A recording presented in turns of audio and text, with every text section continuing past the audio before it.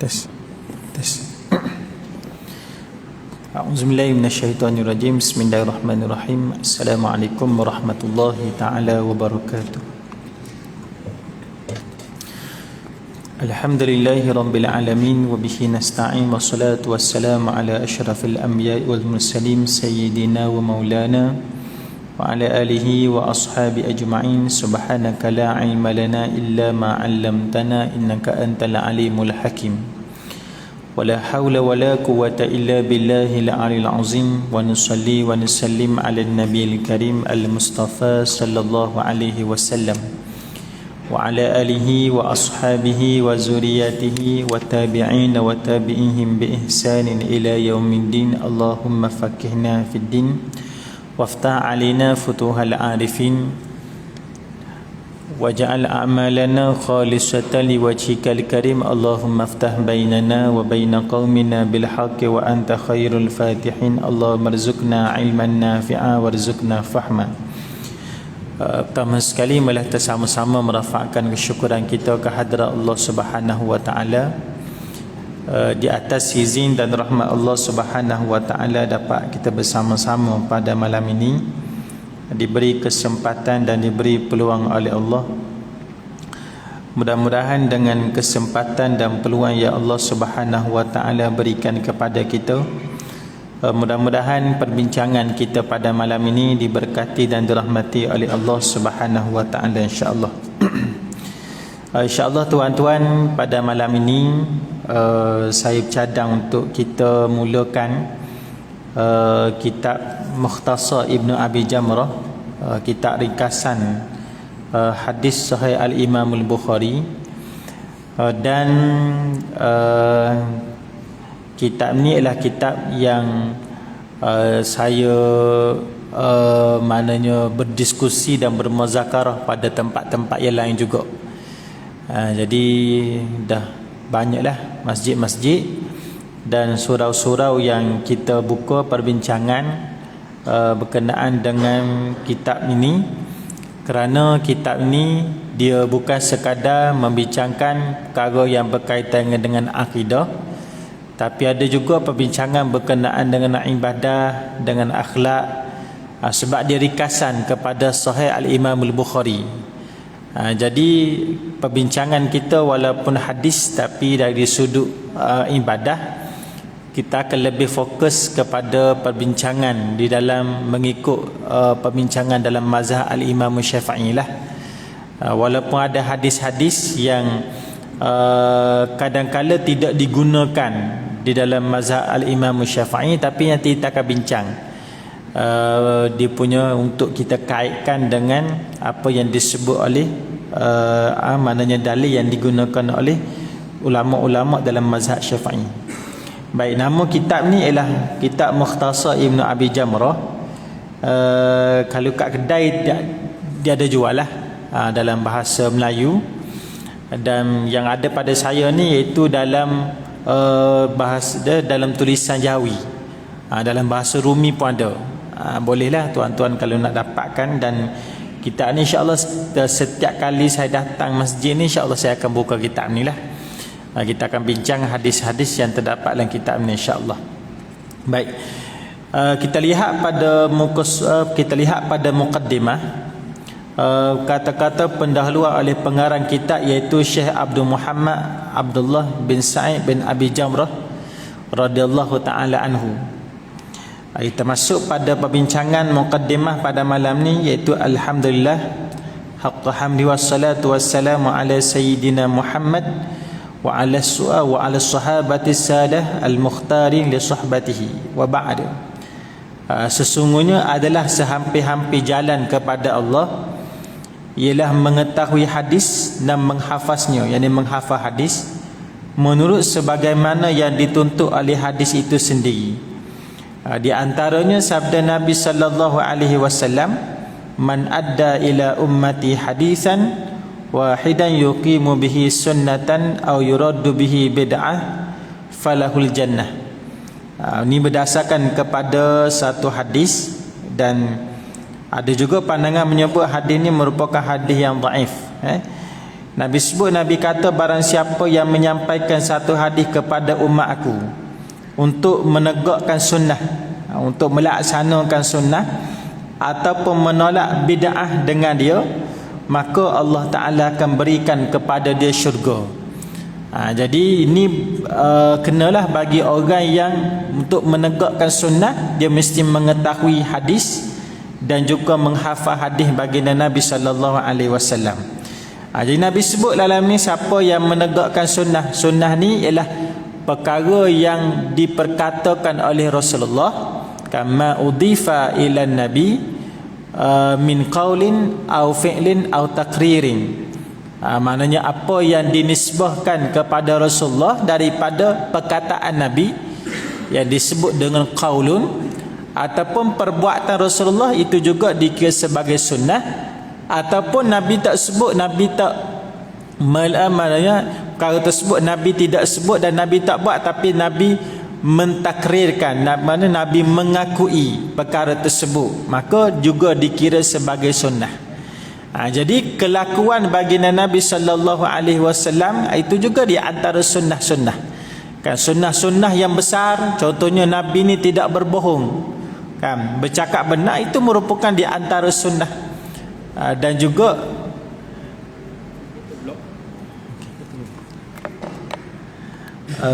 kereta blok, kereta kancil WGU 8100 ada ni pemilik owner blok kereta, boleh mana boleh alihkan kereta ke tempat lain lah, kan bukan boleh balik, kan boleh tempat lain, kan.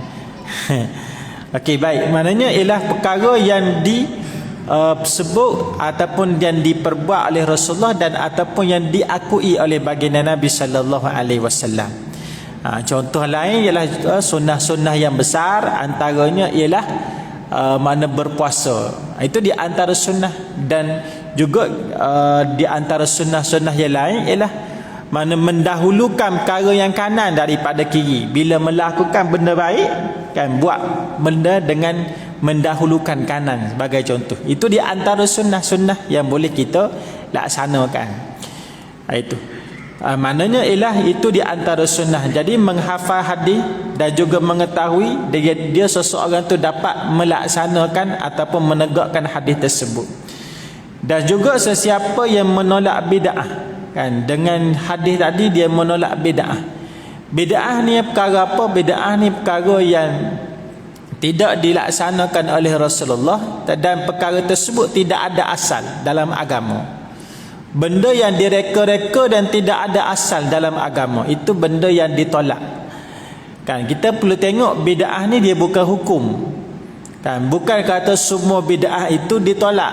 Bid'ah yang ditolak, yang sesat ialah bid'ah yang tidak ada sandaran daripada agama dan benda tersebut tidak dilaksanakan oleh Rasulullah. Kalau ada sandaran, ada asal dalam agama dan benda tersebut, maknanya benda yang walaupun Nabi tak buat tapi dia tidak menyalahi perkara-perkara berkenaan dengan apa yang diajar oleh Nabi, kan maknanya ialah perbahasan dia adalah disebut sebagai bid'ah hasanah, kan. Sebagai contoh orang duk maknanya orang duk bising kenaan dengan contohnya ialah tahlil, kan orang sebut tahlil Nabi tak buat, kan. Tapi tahlil itu kena tengok ada asal tidak dalam agama, kan dia punya perkara yang memang total direka ataupun tidak, kan. Kalau kita pergi tahlil tuan-tuan, kita akan baca Fatihah, kan dalam Fatihah kan ada dalam surah Fatihah ada, dan kemudian kita baca surah maknanya Al-Ikhlas, surah maknanya, dan juga surah Kuliah, mana surah An-Nas, kan surah Al-Falaq, kan, dan semua benda tersebut ada asal dalam agama. Kemudian tahlil juga adalah disebut dia ada asal dalam agama. Kemudian selawat pada Rasulullah. Jadi benda-benda sebegini tidak bertentangan dengan syarak, kan, sebab dia ada asal dalam agama. Tidak boleh menyebut semua bid'ah itu ditolak terus, tak boleh, kan. Sebab ada ulama dia menggunakan satu dalil, satu ayat yang mana Allah Ta'ala sebut perkara yang disuruh maknanya oleh Rasulullah hendaklah kamu laksanakan perkara tersebut. Wa ma nahakum anhu fantahu. Kan, perkara yang dilarang oleh Rasulullah hendaklah kamu cegah perkara tersebut. Jadi Tuhan sebut perkara yang ditegah, bukan perkara yang Nabi tak buat, perkara yang ditegah. Jadi kita fahamlah perkara yang ditegah, yang dilarang oleh Rasulullah, maka itu kita perlu cegah. Kan? Jadi ada banyak ke tidak perkara yang dicegah? Kan, itu tengok dalam hadis lah. Kan, ada cegahan yang membawa kepada larangan, yang membawa kepada perkara tersebut haram. Ada juga perkara yang larangan, tetapi perkara tersebut ialah dia bersifat makruh. Kan, ada yang khilaful aula dan sebagainya. Contohnya dalam hadis ni ada Nabi larang seorang sahabat bernama Sayyidina Abu Bakrah. Dia datang solat bersama dengan Nabi sallallahu alaihi wasallam. Bila dia sampai kepada masjid, kemudian Nabi tengah solat pada waktu tersebut, kan, waktu Nabi solat, Nabi tengah rukuk.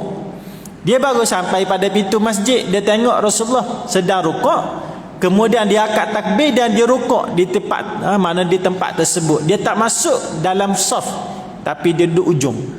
Kan, aja kemudian lepas daripada solat dia bagi tahu pada Rasulullah. Kan, dan Nabi sebut, Nabi kata zadakallahu harsan wala ta'ud. Maknanya pada waktu tersebut Nabi kata zadakallah, mudah-mudahan Allah Ta'ala menambah keinginan kamu, kelobaan kamu dalam nak melakukan ibadah. Kan, mudah-mudahan Allah Ta'ala tambah pada kamu rasa seronok nak buat ibadah. Wala ta'ud, tapi jangan kamu ulang lagi benda yang kamu buat tadi. Kan, maknanya jangan kamu mengangkat takbir tanpa kamu masuk saf terlebih dahulu. Walaupun solat yang dilakukan oleh Sayyidina Abu Bakar itu sah, solat dia sah. Kan, tetapi mana seeloknya ialah masuk dalam saf, kemudian barulah mengangkat takbir. Kan, ini nak sebut kepada kita wala ta'ud, dan Nabi sebut, Nabi kata jangan kamu ulang.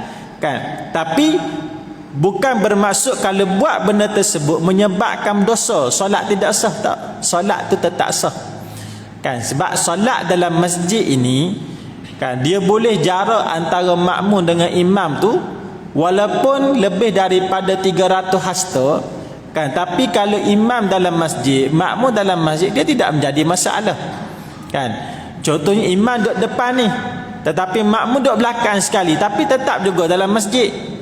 Walaupun lebih daripada 300 hasta jauh, tapi tetap dalam masjid, maka sah. Solat jemaah itu sah. Solat dipanggil syarat kedua itu sah. Kan, tapi syarat dia punya apa? Mana pahala sah tak dapatlah sebab dia jauh daripada imam. Tapi solat dia sah dan dia dikira sebagai orang yang solat secara berjemaah. Kan, maknanya Nabi larang tersebut bukan membawa kepada maksud haram, tapi maknanya seeloknya ialah masuk dalam sah terlebih dahulu, kemudian barulah mengangkat takbir. Sayyidina Abu Bakrah dia buat demikian sebab dia nak dapat pahala banyak. Kan, kalaulah dia datang, kemungkinan dia akan terlepas rakaat. Kan, sebab Nabi sudah berada dalam keadaan rukuk pada waktu tu. Ini kan menunjukkan dia punya semangat sahabat ni untuk beribadah. Jadi dari mana larangan-larangan ni kena tengok. Kan, sesuatu hukum, tuan-tuan, kita nak sebut benda tu wajib, sunat, mananya perkara tu makruh, kan, perlu tengok kepada dalil. Kita nak sebut, kita kata wajib buat benda ni, kena tanya dalil mana kata benda ni wajib buat. Kan, wajib mengikuti arahan daripada mak ayah contohnya, tak boleh derhaka, ada dia punya dalil, dia ada. Kan, maknanya dan begitu juga kita nak larang seseorang tu, kita kata jangan kamu buat benda ni, haram, dosa, apa dalil dia? Kan, maknanya bukan kita sebut dalil dia Nabi tak itu bukan dalil. Dalil Nabi tak itu bukan dalil. Jadi mesti ada larangan, dan larangan tersebutlah mesti larangan yang bersifat zanni ataupun qat'i. Kan, itu perbahasan dia. Sebab tu kan, bila bab bid'ah apa semua sekali ni, kan, kita ikut ulama, tuan-tuan.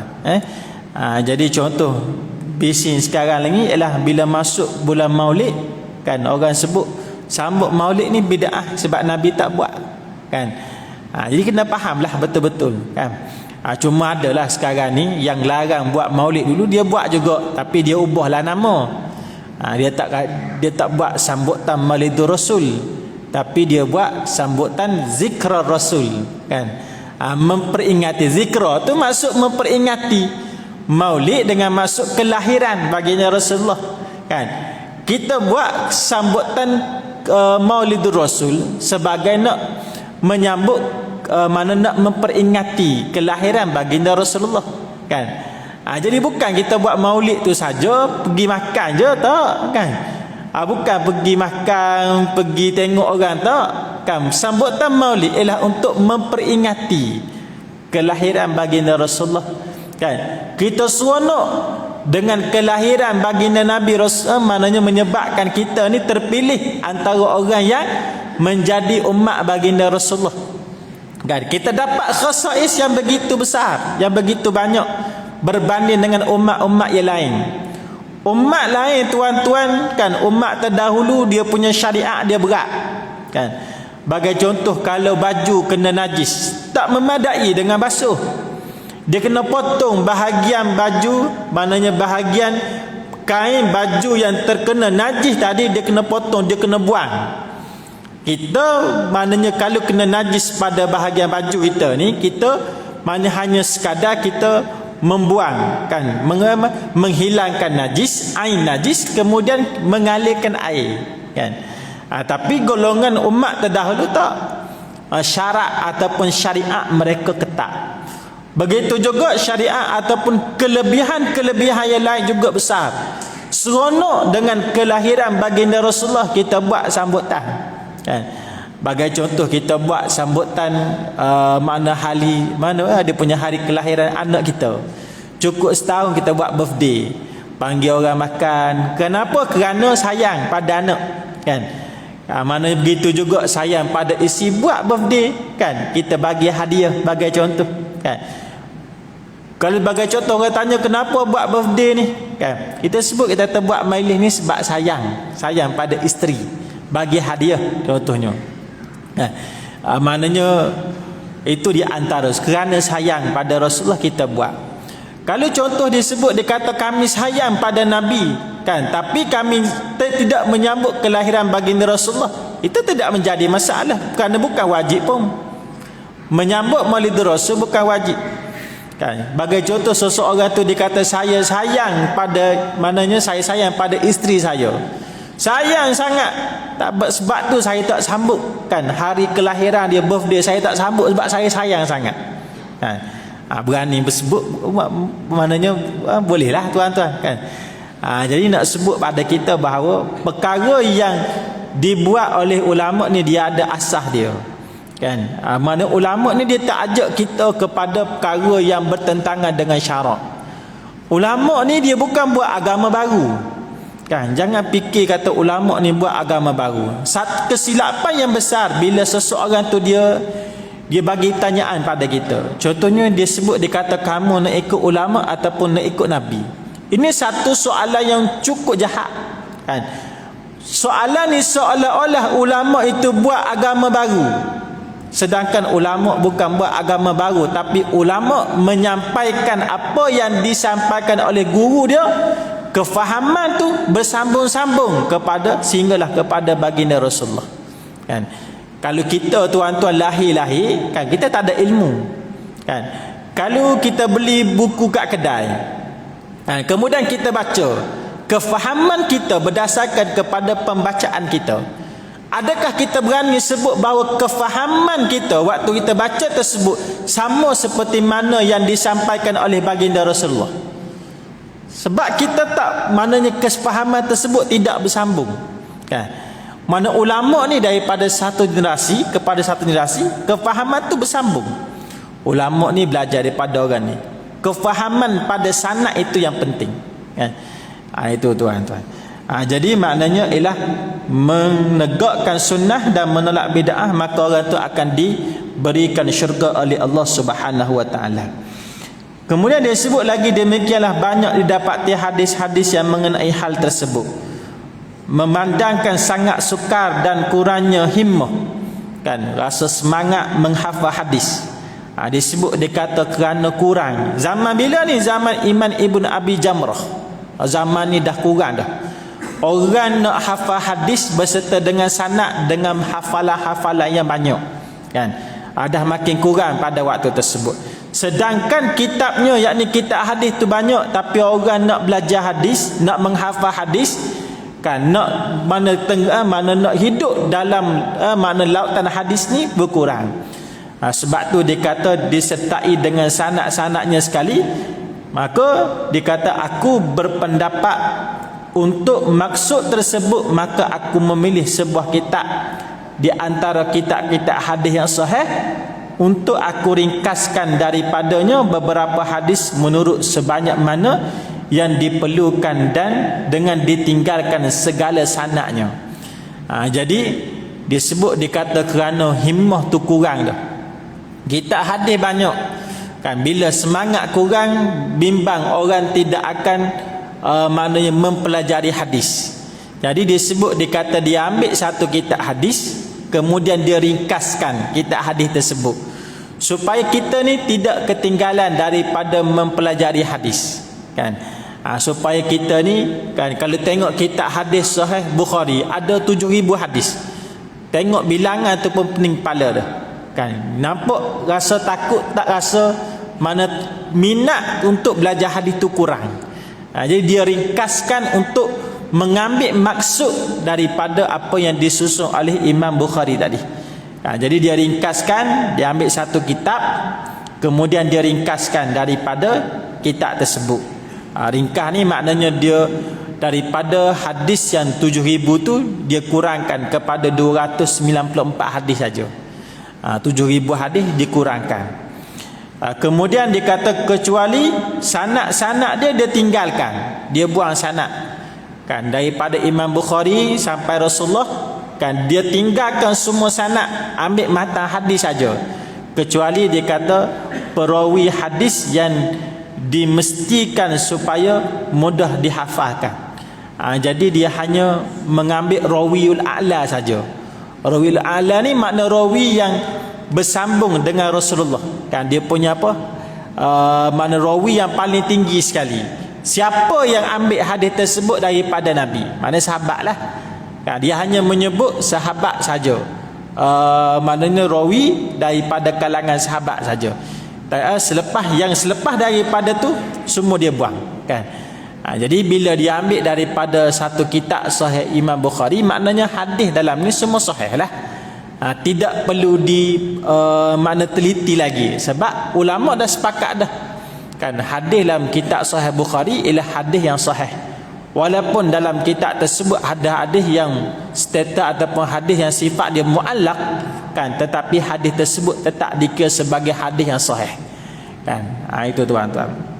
Supaya apa? Dia buang semua sanad-sanad tu supaya mudah untuk dihafal dan banyak pula faedahnya, insya-Allah. Jadi dia ringkaskan dah, kan, kepada kita. Kalau zaman dia pun, kan, himmah tu dah kurang, zaman kita lagilah. Itu tuan-tuan. Dikata dalam pilihanku di antara kitab-kitab hadis yang sahih itu ialah kitab Imam Bukhari. Imam Bukhari nama dia Muhammad bin Ismail bin Ibrahim bin Al-Mughirah. Jadi mana Al-Bukhari ni gelaran lah. Kerana dia lahir dan di mana satu tempat dia bernama Bukhara. Jadi Imam Bukhari dia ambil daripada kitab Imam Bukhari, yakni kitab sahih Al-Imam Al-Bukhari. Kerana apa dia ambil dalam kitab tersebut? Ni ilat dia, kerana lebih sahihnya. Kerana kitab sahih Imam Bukhari ialah kitab yang paling sahih sekali. Dan kerana beliau rahimahullahu ta'ala adalah daripada orang-orang yang saleh yang diperkenankan doa dia, kan. Imam Bukhari dia susun kitab sahih dia selama 16 tahun. Kemudian satu hadis nak masukkan dalam kitab sahih dia akan solat 2 rakaat ataupun solat sunat 4 rakaat, kan. Sama ada 2 rakaat ataupun 4 rakaat. Tuan-tuan boleh kira, kalau dalam kitab hadis dia ada 7,000 hadis, kalau kali dengan 2, ambil 2 rakaat lah, dah berapa dah, kan, maknanya lebih kurang dalam 14,000 rakaat solat sunat yang ditunaikan oleh Imam Bukhari, kan, untuk nak menyiapkan kitab sahih dia. Itu banyak, kan. Itu banyak dalam tempoh 16 tahun. Beliau berdoa untuk pembacanya, mana pembaca-pembacanya, ditambah pula oleh keterangan daripada beberapa orang qadi yang mengakui kehebatan yang ada pada kitab sahih Al-Imam Bukhari. Dikata qadi-qadi yang pernah aku jumpa. Ini perkataan ni bukan daripada perkataan Imam Bukhari, tapi perkataan daripada orang daripada kalangan qadi, mana ulama-ulama pada zaman dia, yang pernah dia jumpa. Disebut, dia kata mereka yang mengetahui ilmu hadis dan mengembara untuk menuntut ilmu, mereka menegaskan bahawa tidak dibaca kitab hadisnya di dalam masa kesulitan, melainkan dilepaskan. Maknanya kalau rasa susah, zaman tu payah, susah, kan. Jadi ulama pada zaman tu dia akan baca kitab sahih Imam Bukhari, kan. Kita kalau biasa kita susah, kan, hilang barang sebagainya, ada masalah yang kita tak boleh nak cari cara untuk keluar daripada maknanya daripada permasalahan tersebut. Biasa orang suruh selawat, kan, suruh baca Quran, solat hajat. Tapi mana di antara di antara perkara yang dilaksanakan oleh ulama terdahulu ialah membaca kitab sahih Imam Bukhari. Ini jarang kita buat, tuan-tuan. Baca saja, kan. Sebab jangan tengok kitab sahih Imam Bukhari, kita kena faham apa yang terdapat dalam kitab sahih tersebut. Yang terdapat dalam kitab sahih tersebut ialah perkataan dan perbuatan baginda Rasulullah. Siapa Rasulullah? Maknanya kekasih Allah. Kadang-kadang disebut, dikata ini kitab hadis, tapi dia tak faham kitab hadis tersebut. Maksud hadis ni ialah perkataan daripada baginda Rasulullah, kan. Maknanya Nabi ni tak cakap saja, tuan-tuan. Nabi ni bercakap berdasarkan kepada wahyu. Ini boleh juga kita jadikan sebagai satu amalan. Baca saja, insya-Allah Allah Taala akan mengangkat segala kesulitan dan musibah kita. Tapi benda ni bukan disebut oleh Imam Bukhari, tapi disebut oleh ulama-ulama pada zaman dia, berdasarkan kepada pengalaman-pengalaman mereka. Dan tidaklah tenggelam sampai yang dibawa belayar bersamanya, bersama kitab mana sahih Imam Bukhari tadi. Maknanya kalau dia pergi belayar zaman dulu nak kapal, kan, kalau kapal yang dah ada lah di atas kapal tersebut ada kitab sahih Imam Bukhari, kan, kapal tersebut tidak tenggelam, kan. Itu mana ulama terdahulu mengikut pemerhatian dia, sama ada kebetulan ataupun apa, wallahu alam. Sebab tu ada guru kita sebut, kan, dia kata maknanya perlu adalah dalam satu rumah tu kitab sahih Imam Bukhari. InsyaAllah rumah tu akan selamat, insyaAllah. Tidak dinaiki pencuri dan sebagainya, ada kelebihan kerana ada dia punya apa, perkataan baginda Nabi sallallahu alaihi wasallam dalam kitab tersebut, kan. Tapi ini ialah pengalaman, tuan-tuan. Dia bukan benda yang wajib kita percaya, sebab pengalaman orang lah, masing-masing lah, kan. Disebut, dia kata, maka ingatlah aku memperolehi segala berkat, kan. Mana inginlah aku memperolehi segala berkat di samping berkat hadis, untuk perbersih segala karat daki dalam hati, kan. Maknanya membaca hadis, mengamalkan hadis, karat-karat dosa-dosa dalam hati kita ni, insya-Allah kita dapat bersihkan karat-karat tersebut dengan mengamalkan hadis-hadis baginda Rasulullah, kan. Jadi nak membersihkan karat dalam hati ni kena buat ibadah lah, kan, meninggalkan maksiat kemudian buat ibadah. Jadi di antaranya ialah dengan cara mempelajari hadis tadi. Semoga dengan kurniaan Allah dibukakan dari yang menutupinya, dan terangkat pula tekanan hawa nafsu yang sangat banyak berkumpul padanya, pada hati tadi. Seterusnya dengan menyampaikan segala hadis yang mulia itu, akan terperihalalah dari tenggelam di dalam lautan bid'ah dan juga dosa, kan. Jadi dapat menyelamatkan kita daripada dosa, kan, dengan kita mempelajari hadis tadi, insya-Allah. Ini hadis dalam kitab ni, insya-Allah. Setelah sempurna penyusunan sebagaimana yang ditaufikkan oleh Allah. Ini dia sebut, dia kata setelah Allah Ta'ala bagi kekuatan pada dia. Taufik ni maknanya kekuatan ya Allah Ta'ala bagi pada dia untuk menyiapkan kitab ni. Sebab tu setiap daripada ulama dia akan sebut taufik. Taufik ni makna kekuatan yang Allah Ta'ala bagi. Kita ni kalau ikut kepada keinginan kita, kekuatan diri kita sendiri, tuan-tuan, kadang-kadang kita tak mampu untuk buat ibadah. Ibadah ni satu benda yang berat. Ibadah, kalau ibadah benda yang ringan, tuan-tuan, mesti semua orang boleh buat ibadah. Tetapi kenapa orang muda dia boleh berlari 5 km tak berhenti, tapi nak bangun untuk solat duha 2 rakaat tak boleh? Dia boleh angkatkan pergi gym contohnya 1 kilo, sebelah ni 10 kilo, yang ni 10 kilo. Tapi nak angkat Quran untuk baca Quran, walaupun nak belek Quran dengan sehelai tak boleh. Ni menunjukkan bahawa ibadah tu berat. Satu benda yang berat ibadah ni. Jadi maknanya ibadah dia memerlukan pertolongan ataupun kekuatan yang Allah Ta'ala berikan kepada kita. Disebut lagi, maka dihitungkan jumlah semuanya, iaitu sebanyak 294 hadis yang terdapat dalam kitab Sahih, dalam kitab Mukhtasar Ibn Abi Jamrah. Permulaan kitab ini adalah hadis mengenai wahyu pertama kepada Rasulullah, dan akhirnya kemasukan ahli syurga ke dalam syurga serta kunaan Allah ke atas mereka yang diredainya yang kekal. Bagi azan ya.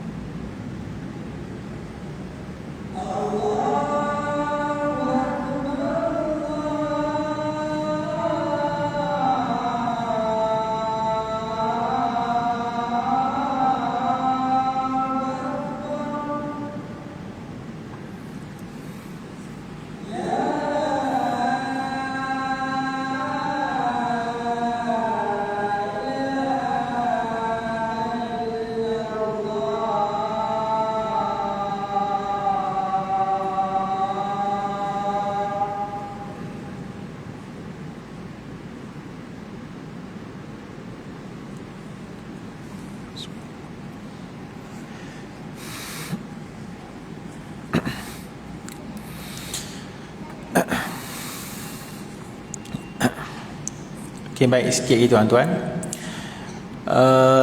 Maknanya yang disebut adalah permulaan. Mana hadis yang pertama berkenaan dengan kisah berkenaan dengan permulaan wahyu.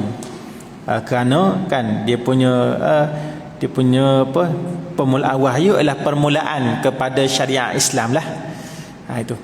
Kemudian akhir sekali ialah berkenaan dengan kurniaan Allah. Mana kehidupan kita akhir sekali ialah melihat kepada sama ada syurga ataupun neraka. Jadi penyusunan kitab ni bermula pada permulaan Islam tu macam mana sehinggalah kepada akhir kehidupan kita macam mana.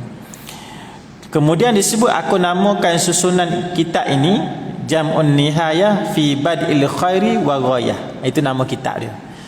Cuma kita panggil kitab Mukhtasar Ibnu Abi Jamrah kerana mukhtasar itu maksudnya ringkasan. Ringkasan yang disusun oleh Imam Ibnu Abi Jamrah. Kan nama dia bukan kitab ringkasan, nama asal dia Jam'un Nihayah fi Bad'il Khairi wa Ghayah. Dan aku tidak bezakan di antara segala hadis itu dengan mengadakan bab. Dia tak sebut dengan bab tapi letak nombor saja. Bagi tiap-tiap satunya dengan harapan semoga Allah sempurnakan bagiku dan setiap orang yang membaca atau mendengar memperolehi permulaan kebaikan serta kesudahannya. Demikianlah maka aku memohon kepada Allah yang pemurah Tuhan Rabbul Arsyil Azim supaya ia jadikan dia pembersih bagi hati kami dan penyembuh bagi penyakit agama kami semata-mata dengan limpah kurniaannya. Tiada Tuhan selainnya. Wa sallallahu ala sayyidina Muhammad khatimin nabiyyin walhamdulillahi rabbil alamin. Jadi cukup sekali tuan-tuan, mudah-mudahan Allah Subhanahu wa taala merahmati dan memberkati pertemuan kita yang baik terdatang daripada Allah. Ya betul kelemahan saya. Assalamualaikum warahmatullahi wabarakatuh. Amin amin rabbal alamin. Allahumma yanfa'na bima 'allamtana wa 'allimna bima yanfa'una. Rabbana atina fid dunya hasanah wa fil akhirati hasanah wa qina adzabannar. Wassallallahu ala sayyidina Muhammad wa ala alihi wa sahbihi wa barak wa sallam. Alhamdulillahirabbil alamin.